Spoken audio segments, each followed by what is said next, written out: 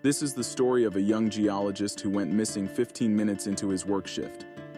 What led up to his disappearance, you may ask? Stay tuned to find out. Welcome to our channel. This is Criminal Activities.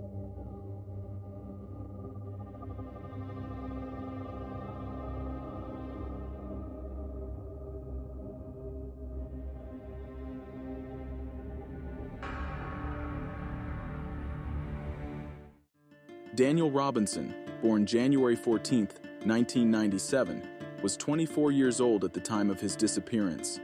He graduated at College of Charleston in Charleston, South Carolina, in the year 2019 with an archaeology major.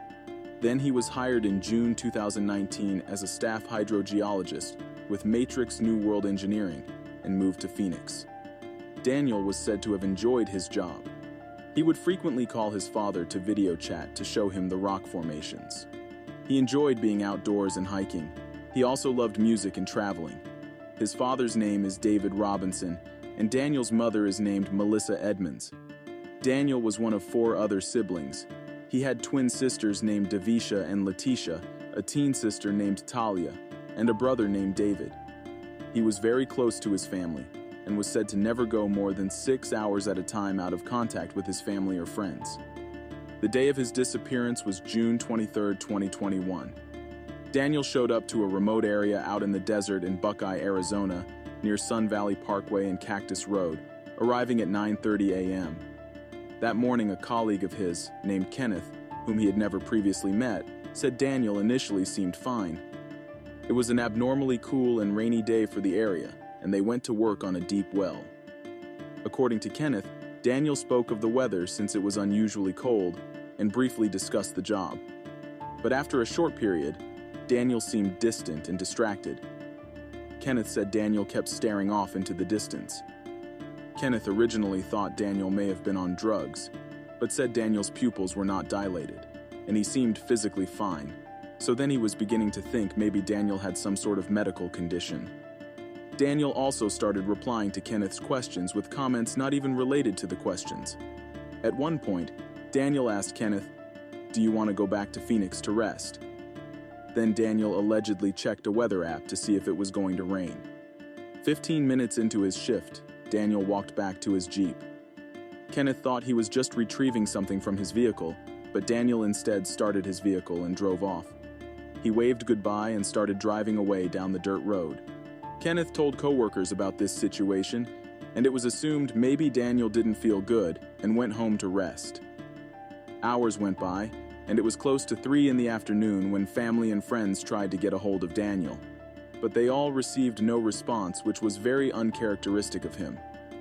Kenneth tried following Daniel's Jeep tracks on the road. The rain that day made it very clear to see the tracks left behind. He eventually made it to a T-junction. One way headed towards Phoenix, while the other way was heading in the opposite direction. Daniel's tracks headed this other direction towards a very large desert area. Kenneth wasn't the only one who said Daniel's behavior was bizarre. Friends, colleagues, and family members all said Daniel was acting odd before he went missing. The 2 weeks prior to Daniel disappearing, his sister told police that her brother would stare off at the walls for long periods of time. This reflects what Kenneth had previously stated too, on how Daniel stared off into the distance the morning he disappeared. 2 days prior, on June 20th, Daniel went to Waffle House, where the server also told police that Daniel seemed skittish and out of it when he was dining there. Daniel also sent a text message to his sister Davisha that same day saying, "It's an emergency." She texted and called him to see what the text was about, but she never received a response from Daniel. She also said Daniel came over to her apartment one time and sat in silence for 30 minutes before getting up and leaving. There are some additional insights in his text messages leading up to his disappearance as well that reflect some of this off behavior. He was texting a young woman named Caitlin that he had met days prior. Daniel's father told police that Daniel was in love with a woman named Caitlin he had met by delivering through his Instacart side job on June 12, 2021. His father said this was strange because Daniel apparently didn't know anything about Caitlin. On the day of meeting Caitlin, her and her friends were reportedly drunk. Daniel showed up at her house to deliver her Instacart order, and she invited him inside her home. Allegedly, the interaction was harmless and went nowhere beyond exchanging phone numbers. Caitlin said Daniel seemed harmless and friendly. Yet, within the week, Daniel had showed up at her home unannounced multiple times, and messages were sent between the two regarding his behavior. The night Daniel dropped off Caitlin's Instacart order, he supposedly accidentally left something at her home, apparently some sort of canopy. As far as we understand, on July 14th, he texted her asking if he could retrieve it. He swung by her home and grabbed his belonging.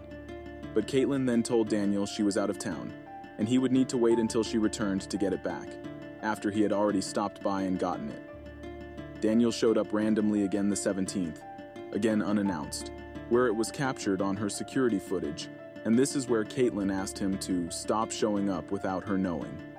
All of their text messages were shared with police, and it seemed like Daniel had developed an obsession with Caitlin.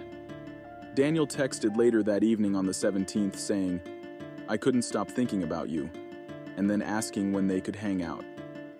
On June 20th, Daniel sent another message saying, "I love you," and Caitlin replied back saying, "Honestly, you showing up at my house unannounced made me extremely uncomfortable. I don't see us hanging out anytime soon." According to texts, he apparently showed up at her house again the next day on the 21st, and these are the texts that followed. Daniel, "I'm outside of your place." Caitlin, "Please stop doing that. I'm not even home. This is not okay." Caitlin, "This isn't normal nor acceptable. If someone has expressed that you've made them uncomfortable, you need to back off." Daniel, "Do you hate me?" Caitlin replied in a final message to Daniel stating, "I don't hate you, but please leave me alone." The last thing he texted her was 15 hours later on June 22nd. He said, "The world can get better, but I'll have to take all the time I can, or we can, whatever to name it. I'll either see you again or never see you again." Daniel's friends, family, and co-workers all stated in a police report telling investigators that Daniel was not suicidal, and his father is still convinced he's out there. Daniel's father said, and I quote, "I have faith and I really believe I'll have my son back alive." When Daniel was nowhere to be found, his father said he requested the police to go out and look for Daniel, but they told him that Daniel is a grown man, then mentioned how it was nighttime so they couldn't go search at night. The next morning, David again requested they start searching for Daniel. Officers said they would, but then called David back an hour or so later and said that his request has been denied because Daniel is a grown man and has the right to leave if he desires. Yet, later someone else who knows the family posed concern for Daniel and came in contact with the police, and this is when a search party was finally pushed into action. The search started on the 26th of June.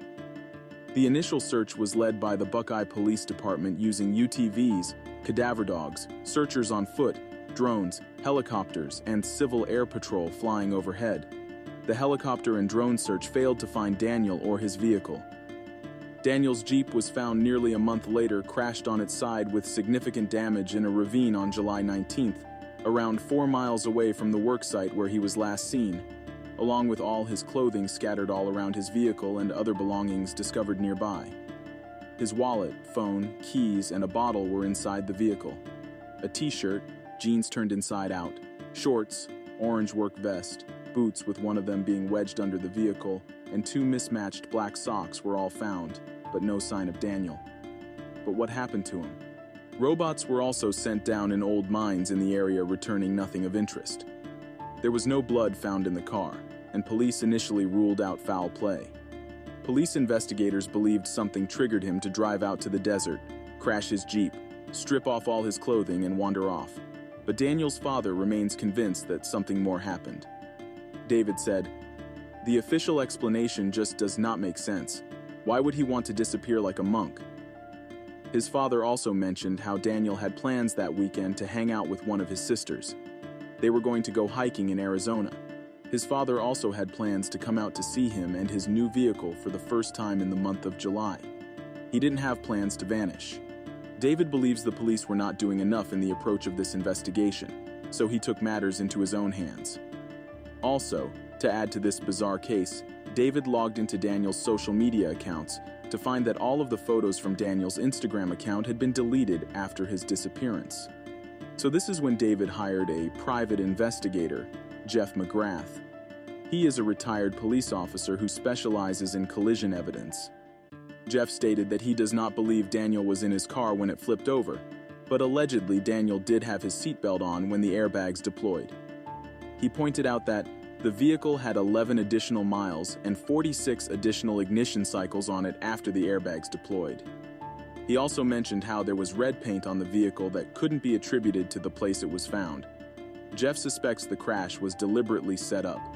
A rancher within the area was also skeptical about the situation. The rancher was said to be in the ravine, looking for his cattle after Daniel's disappearance, and didn't see the vehicle then. But at a later time, he discovered and reported Daniel's Jeep. It doesn't seem to have been there for 30 days.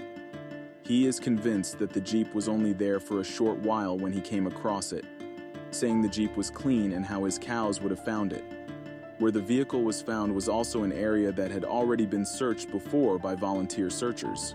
Jeff uncovered more crucial evidence. He discovered that someone else besides the police had gone into Daniel's room in his apartment after his disappearance and went through his belongings. This unknown person or people had ransacked his closet and gained access to his laptop.